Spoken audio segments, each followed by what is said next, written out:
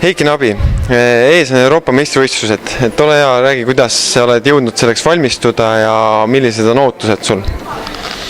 Kõigepealt, nagu varem mõelnud olen, siis alustasin ettevalmistusega oluliselt hiljem kui varasematel aastatel, sest et aasta lõpp oli tihedalt ürituse täis.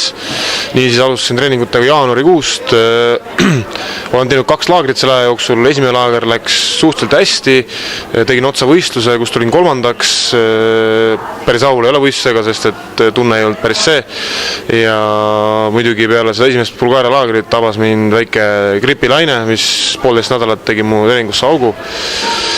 Ja kui ma sellest välja tulin, siis edasine laager, mis toimus nii Leedus kui Poolas nüüd lõpus, läks hästi ja vorm läks oluliselt paremaks, kui ta oli enne seda viimast laagrit. Aga kuna ettevalmistus on oluliselt lühem Euroopa meistrivõistlusteks kui tavaliselt, siis päris see vorm, mis ma tahaks, ta ei ole, aga ütleme nii, et keskmine on hea.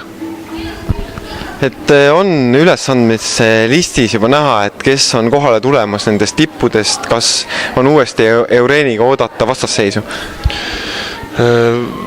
Minu mäletavast mööda Eureni ei olnud üles antud, aga ja on veel puudu minu arust, oli veel venelane Barojev ja Patrikejev, armeenlane. Et mõned tugevad on puudu, aga sellest, kui saavad võimaluse uued nii-öelda noored, kes tahavad tõestada, siis ega ei saa kedagi alahinnata, sest järgmine uus noor võib olla jälle väga suur konkurent, nii et kindlasti tugevaid on palju.